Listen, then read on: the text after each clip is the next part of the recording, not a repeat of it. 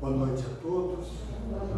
Que a paz de nosso Senhor Jesus Cristo esteja conosco agora e sempre. Tudo isso que o Leonardo disse é falso.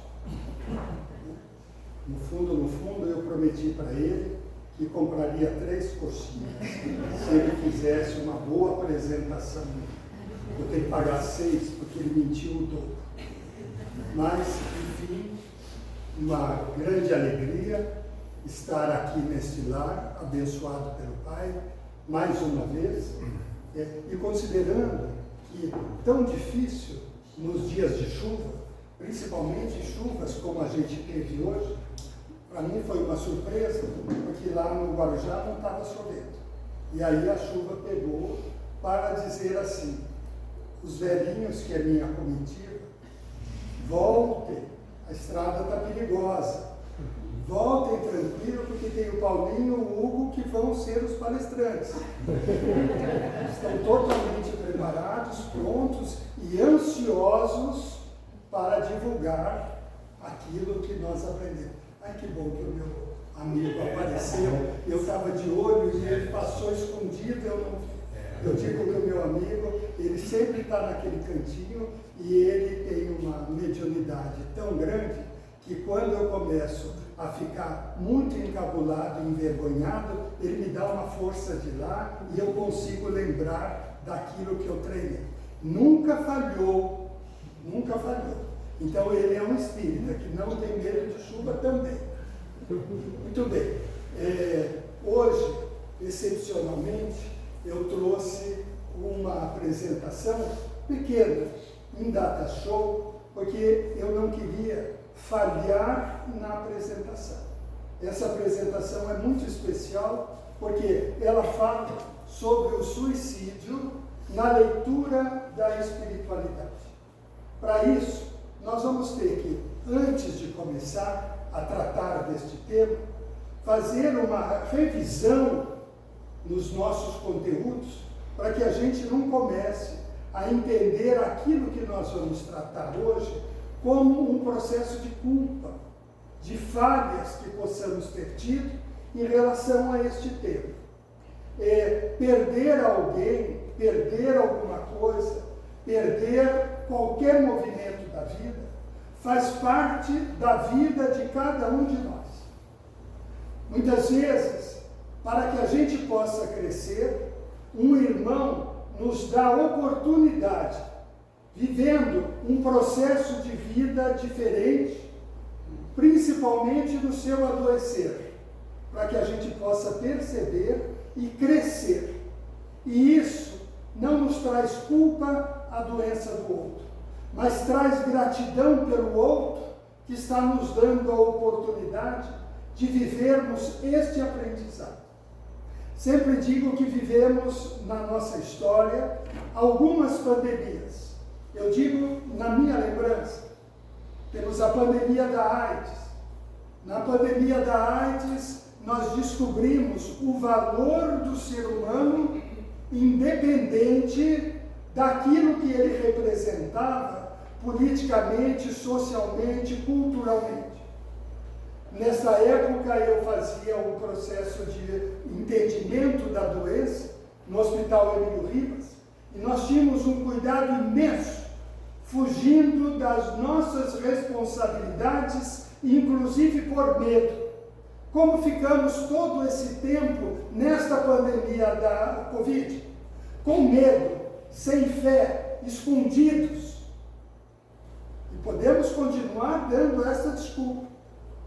Mas, na época, o nosso aprendizado foi que as pessoas que têm um amor pelas outras, pelas referências humanas, não vão faltar nunca no processo de estar ao lado, de estar com aquele ser no colo, que foi a representação da AIDS na relação pais e filhos. Naquele momento, a AIDS era considerada uma doença vergonhosa para aqueles que eram acometidos, porque ela se chamava peste gay. No mundo, as pessoas começaram a olhar os doentes acometidos pela AIDS, com um olhar de culpa, de julgamento e de exclusão. E, a partir do meu processo de aprendizagem, o que nós acabamos entendendo lá é que muitos pais esconderam os seus filhos doentes para não macular o nome da família. E o que acabou acontecendo é que eles passaram a dizer que os seus filhos estavam indo para algum lugar, para estudar em algum lugar, viajando para outros lugares, e depois quase todos eles, por uma coincidência, morriam por algum acidente. E esses filhos saíam sozinhos de suas cidades e vinham para o Emílio Ribas, em São Paulo, como referência. E aí, sozinhos, morriam sozinhos. Homens do meu tamanho, com o meu peso, em uma semana, desidratavam pelos líquidos de cocô e xixi e ficavam deste tamanho, sem ninguém para ter ao lado. E eles conscientemente. Foi aí que criou o grupo de voluntárias, que substituíam aquelas mães que não estavam presentes. E passaram a dar a mão sem luva, com muita fé, sem medo de serem contaminadas, e deram a passagem de muitos daqueles pacientes na luz e na segurança de que tinham estado com suas próprias e verdadeiras mães.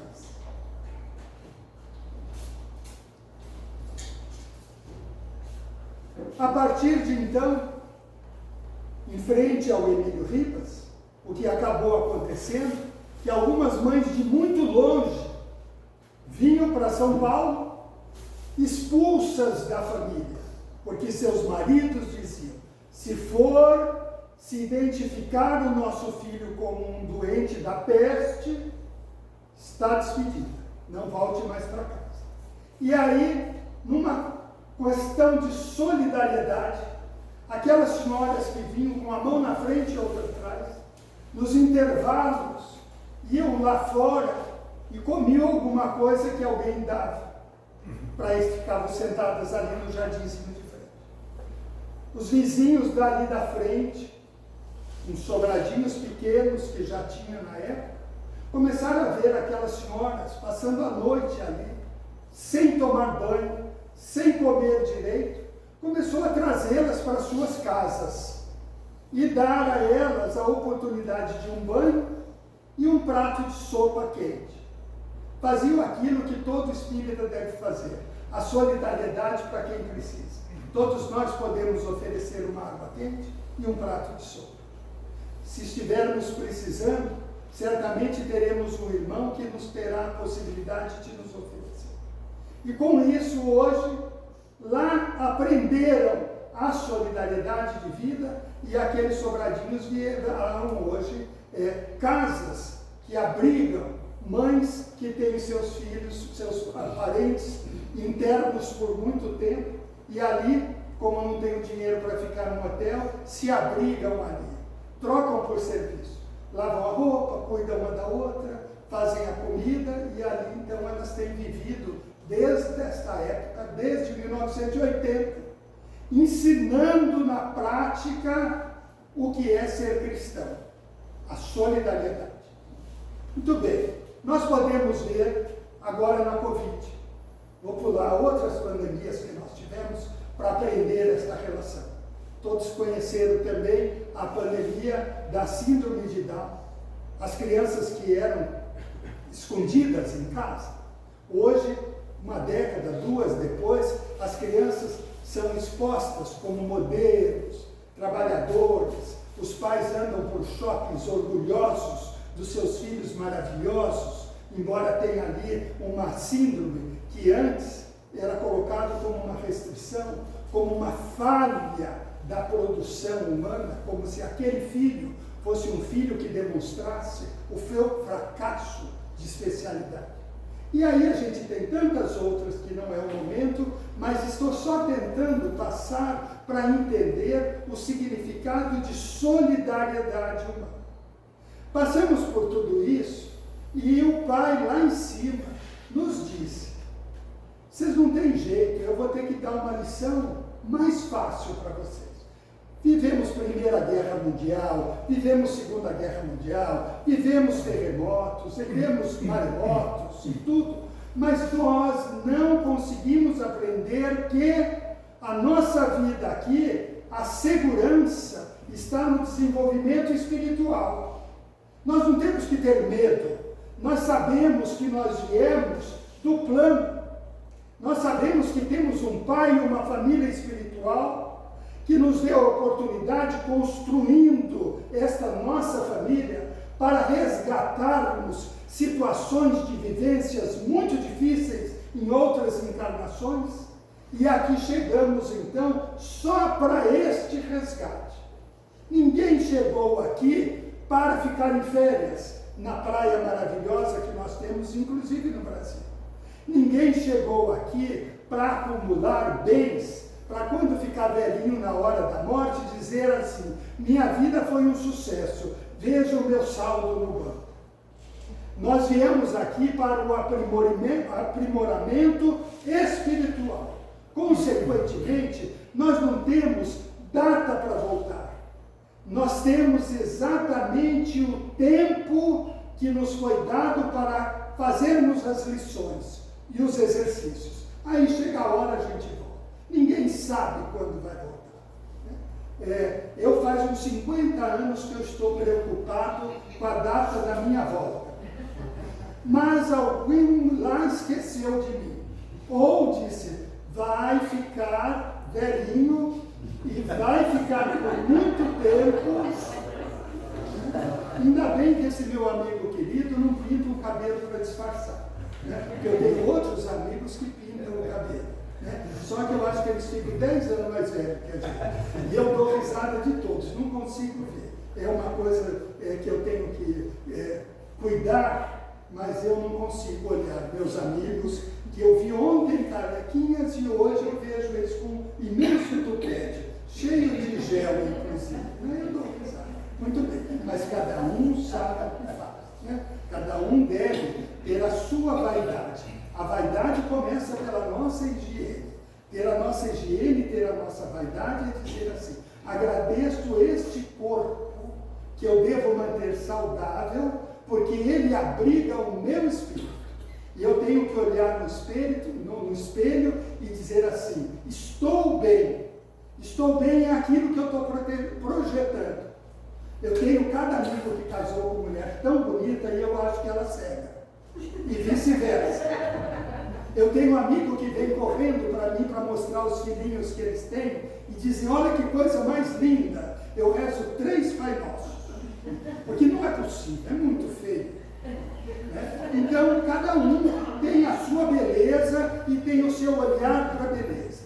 Mas o mais importante é que a gente saiba que nós, cada um com as suas características, porque temos que ter as nossas características genéticas, e principalmente porque trouxemos na nossa genética, no perispírito, situações que nos fará a lembrança de como cuidamos do nosso corpo físico em outras encarnações, devidamente marcados.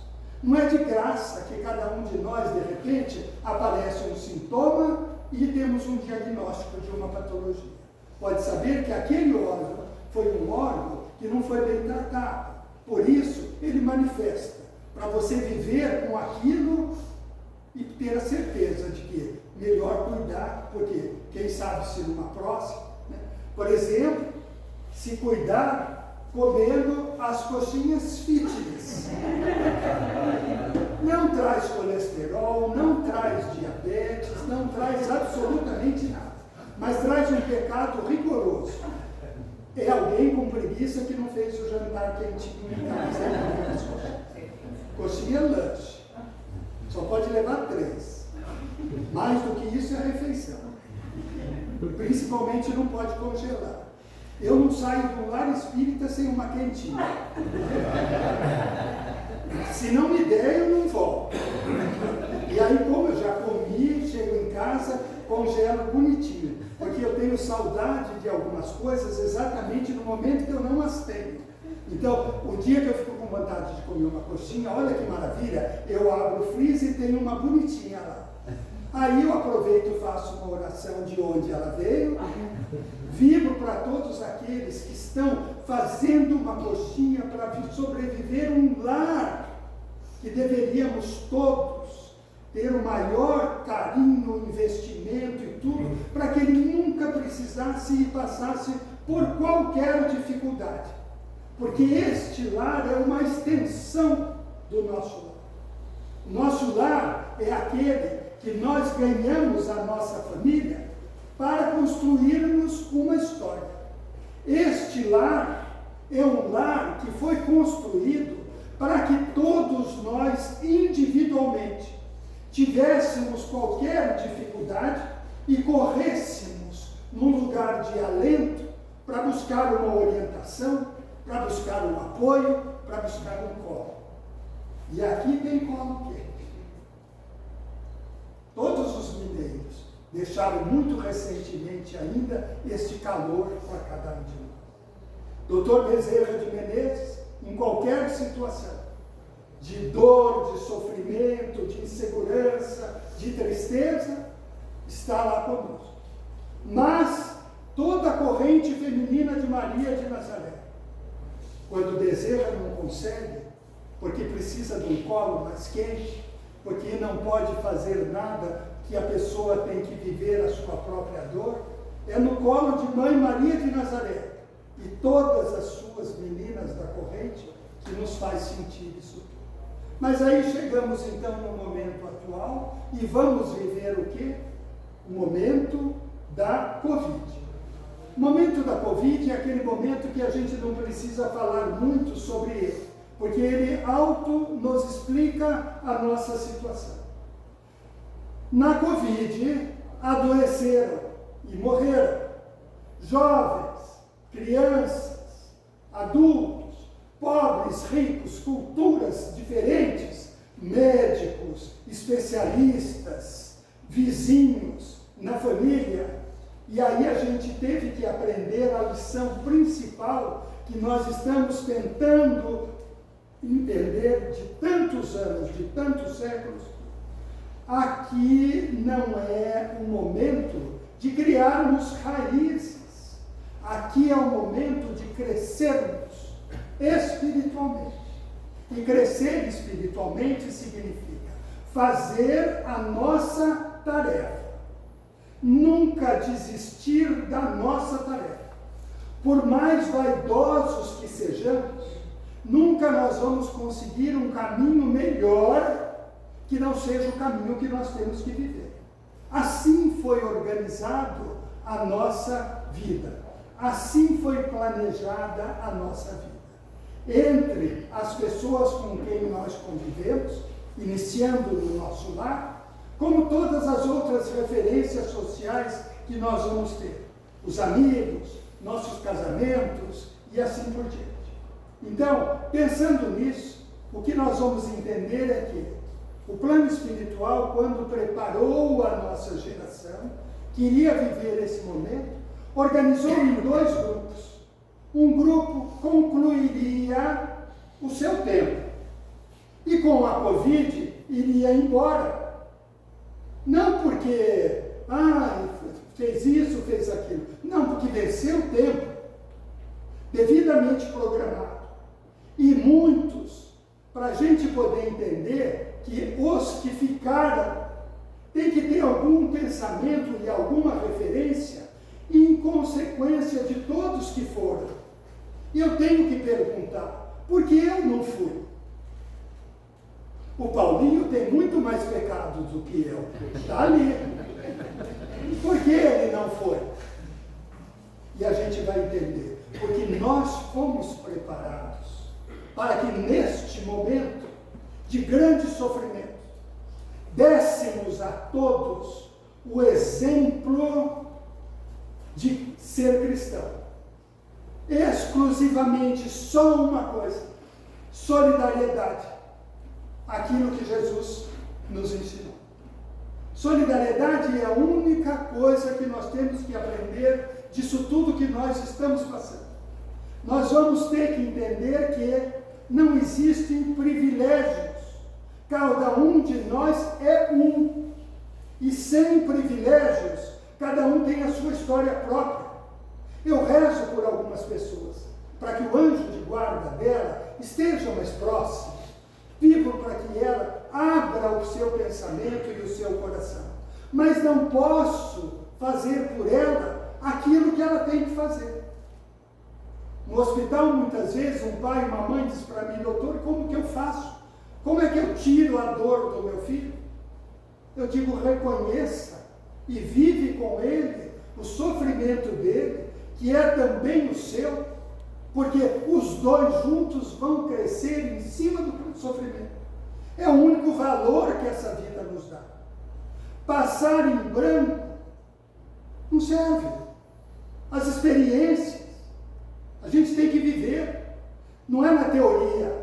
O espírita não é uma religião dogmática onde você aprende sua teoria. A solidariedade e o ser cristão vem dentro dos nossos instintos através da nossa consciência e dos sentimentos que nós trazemos. E a consciência nos diz o tempo todo o que é certo e o que é errado, porque nós sentimos diferente diante do que é certo e do que é errado. Muitas vezes a gente é teimoso, a gente diz assim: eu sei que está errado, mas eu vou. A consciência é isso, é o que nos dá a referência de escolhas. E essa referência nos foi dada muito bem preenchida, porque nós nascemos para o desenvolvimento com uma posição clara de livre-arbítrio. Nós podemos escolher, inclusive, modificar aquilo que nos foi preparado e aquilo que nós combinamos. Só que quando voltarmos, nós vamos descobrir que não fizemos a lição, que entendemos que ali encarnados, no momento oportuno que tínhamos para rever a nossa vida, nós agimos como se nós soubéssemos mais do que o nosso Pai e escolhemos ou achamos que tínhamos o direito de receber ou de fazer coisas diferentes. E essas coisas diferentes, elas vão continuar no nível zero, porque quem nasceu para fazer uma coisa, quando voltar, vai responder só por aqui. Não adianta, vai ter que casar e ter um filho. Esse filho que foi preparado. E aí eu digo: não quero esse filho, ou eu aborto, ou eu não o tenho. E aí o que vai acontecer? Eu digo: sim, mas eu fui muito melhor do que isso. Eu abri um orfanato, criei 20. Tudo bem. São Pedro vai dizer assim: sim, os 20 são brindes. Eu quero saber daquele que você foi programado para fazer. Então, vamos parar de achar que a gente pode, eu posso fazer uma coisinha melhor. Não pode. Nós temos que fazer aquilo que a vida nos dirige. E se não entendemos o caminho, nós vamos levar uma puxada de tapete e nós vamos ter que parar para refletir. As doenças, as crises, os sofrimentos e as dificuldades de entender aquilo que de repente caímos num vácuo fora do nosso alinhamento. E consequentemente perdemos as pessoas que estariam conosco passando por aquela estrada, passando por aquele lugar. As grandes depressões hoje, as grandes tristezas, as grandes quantidades de remédio para dormir, e não é mais do que uma química, o grande número de usuários de droga. E agora, como uma orientação do Espiritismo, em algum momento terão que rever a relação dos jovens naquilo que significa liberdade, distanciamento, não acolhimento, na sua formação ética, moral e caráter, sem contar a sua função espiritual. Não estou falando de religião, estou falando de fé. e temos, a partir de 2019, a maior pandemia de suicídio que a gente pode ver estatisticamente, só que numa diferença muito grande. Na minha tese de título, eu fiz sobre o suicídio. Naquela época, eu só consegui 8 casos. E os 8 casos tinham mais de 60, 65 anos. E a pandemia hoje vai de 12 a 29 anos. Então, lá atrás, eu publiquei que as pessoas, durante a vida, se desencantavam na expectativa de suas frustrações e não tinham mais tempo para investir no processo que já vinha vivendo com dificuldade. 65, 70 anos, é como eu hoje pensar. Olho para trás da minha vida. Se eu não tiver fé, tantas coisas eu superei, tantas coisas eram difíceis. Quantas vezes que eu estava numa dificuldade, chegou alguém que eu nem sei quem e me deu uma mão, às vezes apenas com uma orientação, e assim por diante. Cada um de nós nas nossas profissões.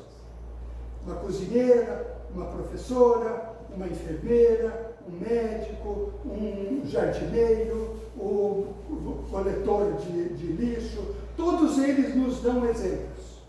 Todos eles nos dão exemplos. E aí, nós temos o tempo todo uma referência passando pelo mundo. Olha o que o professor fez, olha o que o padre fez, olha o que o pastor fez.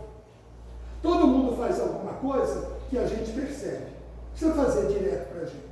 A gente vê o comportamento do outro. Nós somos curiosos em saber porque os outros vivem bem. Mas nós só somos felizes em dizer quanto o outro está vivendo mal. Copiar o que vive bem dá trabalho. Mas falar mal ou subir em cima de quem está vivendo mal é uma coisa que dá ao nosso ego uma satisfação falsa de acharmos que nós estamos melhor. E aí é que a gente está pior do que qualquer coisa. Muito bem. Então, dado isso, o que nós temos que entender? A vida de cada um está ligada a cada um. Quando nós vamos hoje ouvir sobre o suicídio, nós não vamos aqui trazer uma polêmica de alguém que tem alguém na sua família que se suicidou e vai achar, nossa, eu não cumpri o meu papel. Não tem absolutamente nada a ver com isso. O que tem a ver é entender, porque eu tenho muitos pacientes que não conseguem entender porque um filho se suicidou. Não conseguem entender como que alguém, em algum momento, pode se sentir tão solitário e dar cabo da sua própria vida. Mas uma coisa eu já vou adiantar, e é por isso que nós estamos aqui. A única coisa que nós temos que aprender, que nós já sabemos, mas aprender a colocar em prática, é o entendimento da fé. Se nós não tivermos a clareza da fé, nós não vamos ter em algum momento capacidade de lidar com uma dificuldade grande e a nossa vida vai ser igual a gente jogar uma garrafa de água fora porque terminou. Então, entender a fé. A ciência hoje, depois de muitos anos, colocou uma quarta perna em cada um de nós como responsabilidade que tenhamos nas 4 o nosso equilíbrio. Cada um de nós é uma construção bio, psico, sócio, espiritual.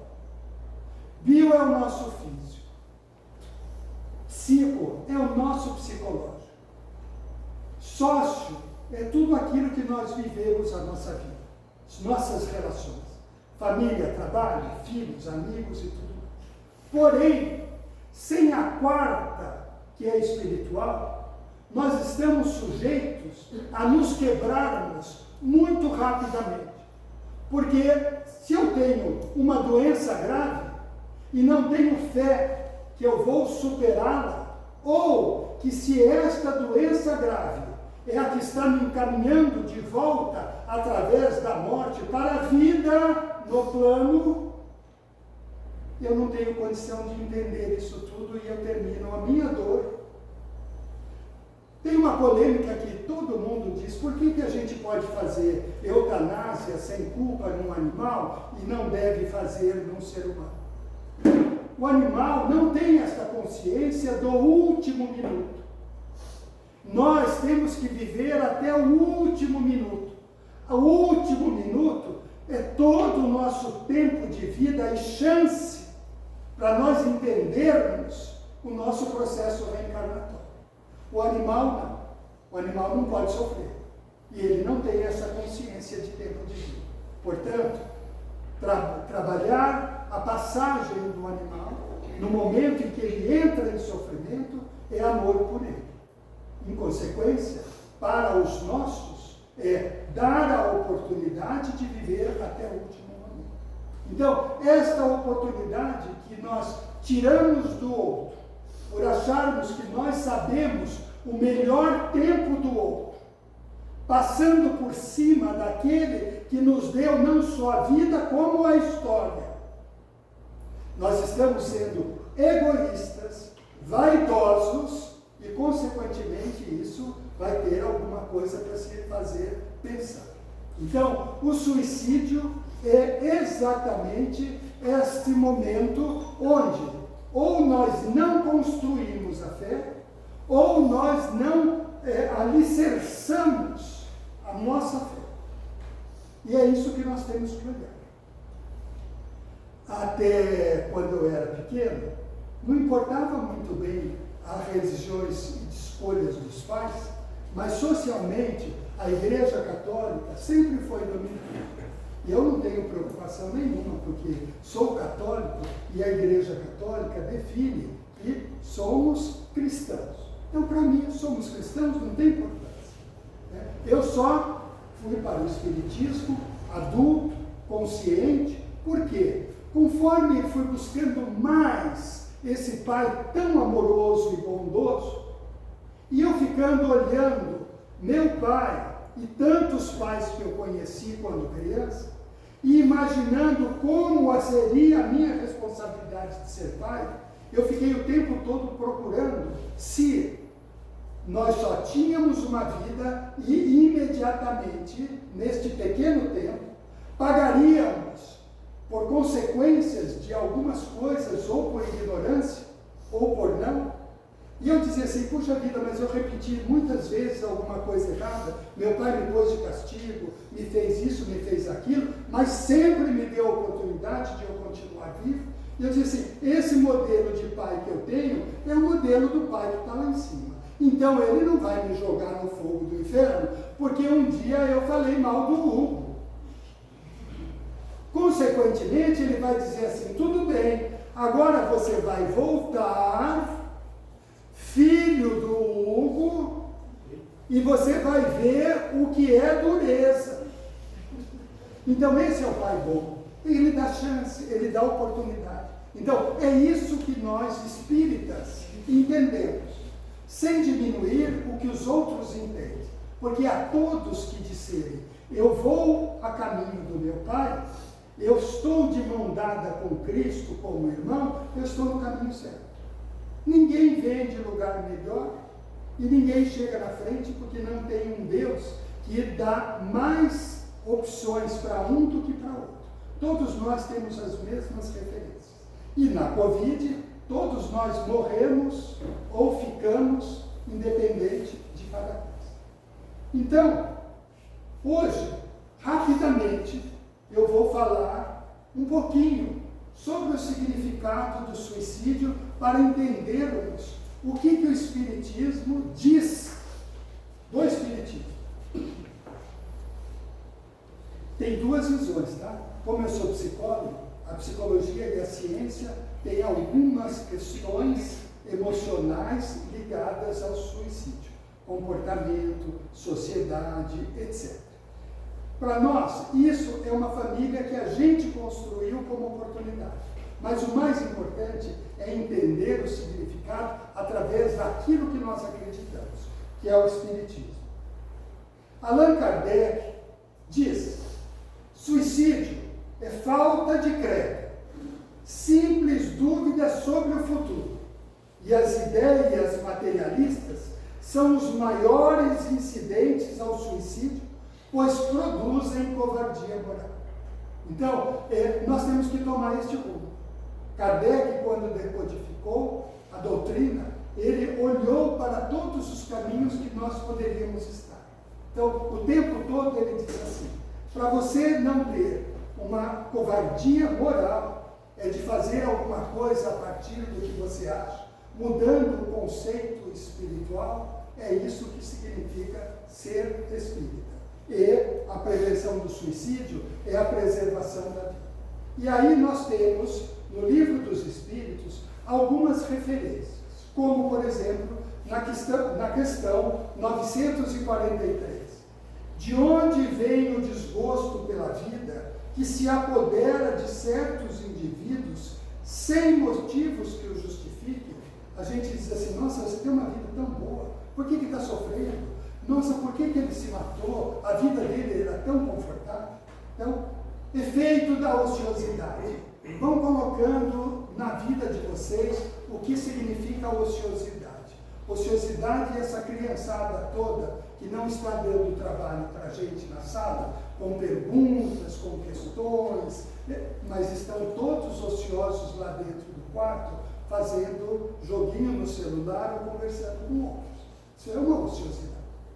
Muitas vezes a gente acha que está, nossa, ao lado está tranquilo, só que nós estamos deixando de fazer o nosso papel.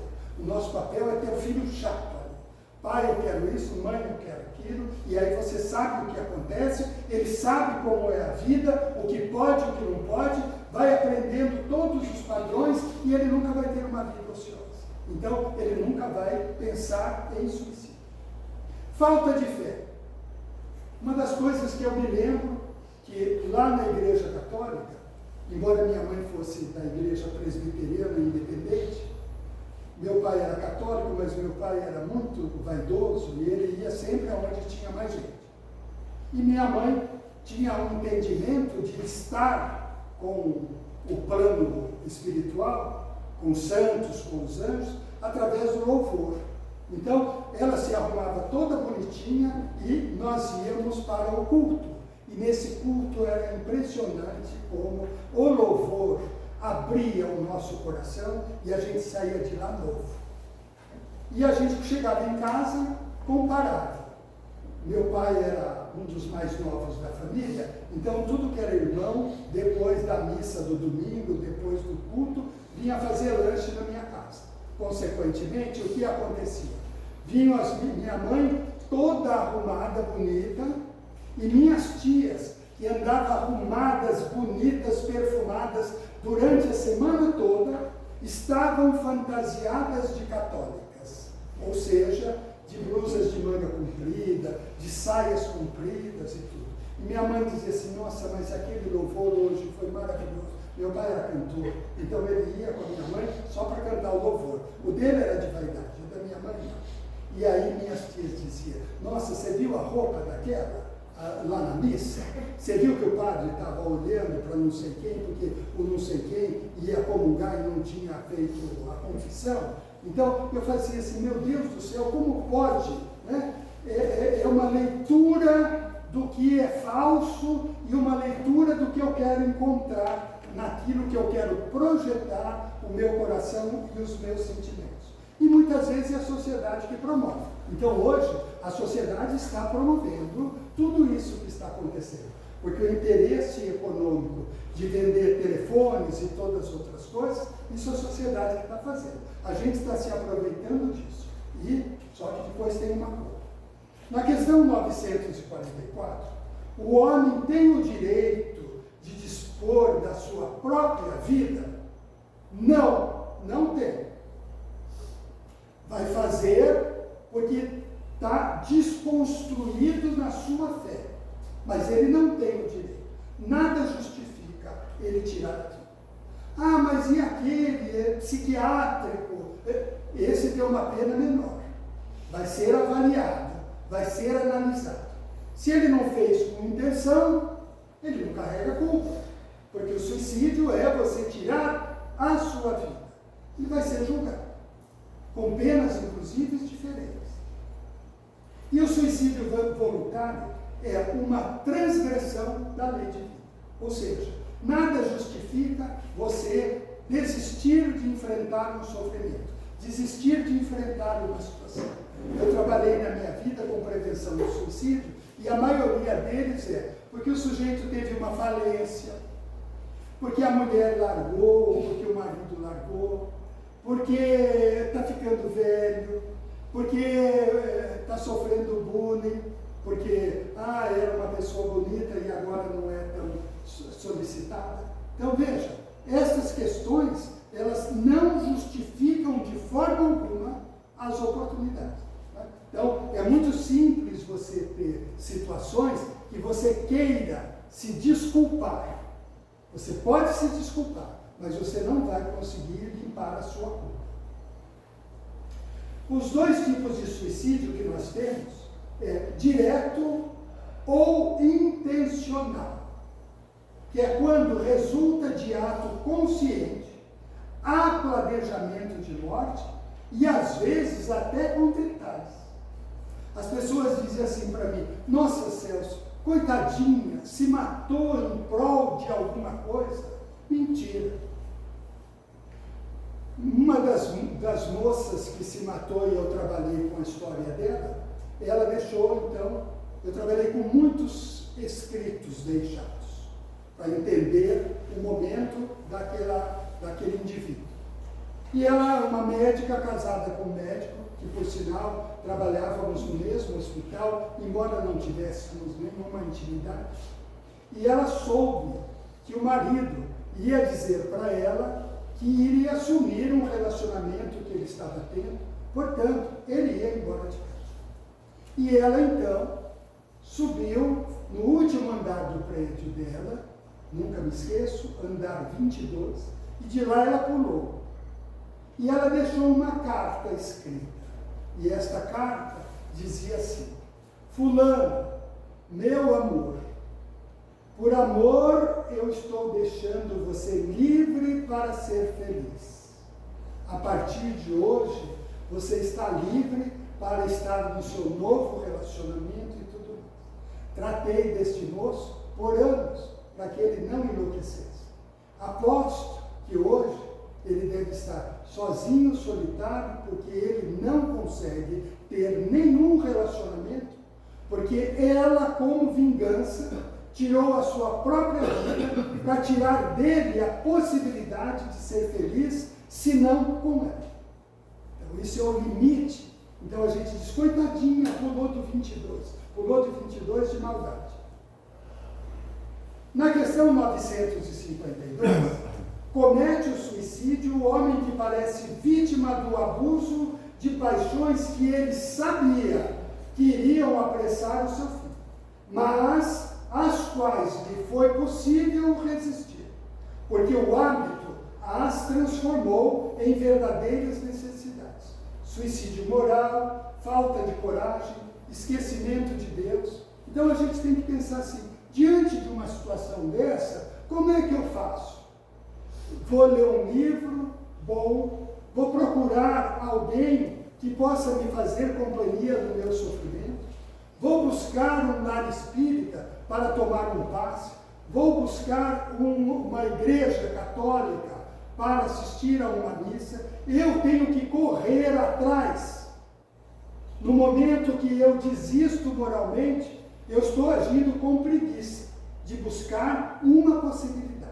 Então, para nós espíritas, quando nós deixamos de buscar qualquer alternativa, significa que nós desistimos fácil, ou seja, só na falta de fé. Na questão 956, aquele que não podendo suportar a perda dos entes queridos, se matam na esperança de se juntarem a eles, atingem o seu objetivo. Muita gente se mata. Morreu o marido, a mulher se mata para ir ficar com ele lá em cima. O resultado que colhe é muito diverso do que esperava. Em vez de se unirem ao objeto de sua afeição, deles se afastam por mais tempo, porque um vai ter que treinar novamente para poder retornar Por quê? Porque tem uma condição daquilo que ela tirou. Ela fez mau uso do seu tempo. E para isso, ela precisa entender. Deus não pode recompensar com um ato de covardia. Terminou o tempo. São pessoas que a gente ama, que vão. Eu imagino o sofrimento de pais e mães que perdem seus filhos, jovens, adultos, ou seja, menores do que a sua idade. Nem por isso vai se matar achando que vai chegar lá atrás. A nossa vida continua com as responsabilidades da nossa história. Temos outros filhos para criar, temos tempo para fazer, no mínimo temos que continuar crescendo no nosso exercício. Se fosse para estar de férias, nós não teríamos nascido num caminho, num lugar de expiação e provas.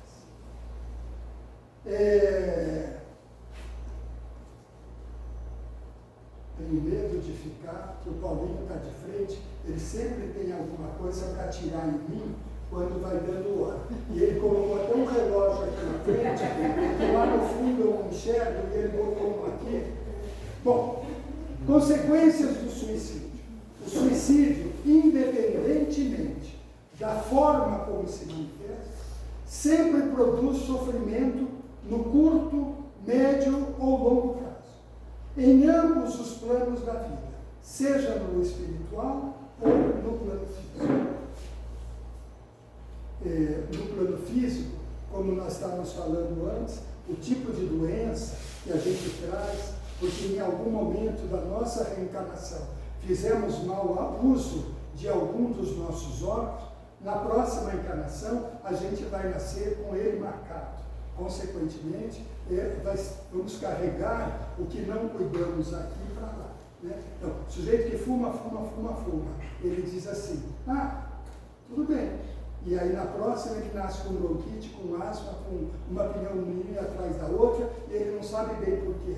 E ele não sabe que na outra encarnação ele fez tudo isso com um avançar de consequências. Para Emmanuel, no suicídio intencional, sem atenuantes da moléstia ou da ignorância, não há que considerar não somente o problema da infração ante as leis divinas, mas também o ato de violência que a criatura comete contra si mesma, por meio da premeditação mais profunda, com remorsos mais amplos. A gente que vai estudar o suicídio vai ver que muitas vezes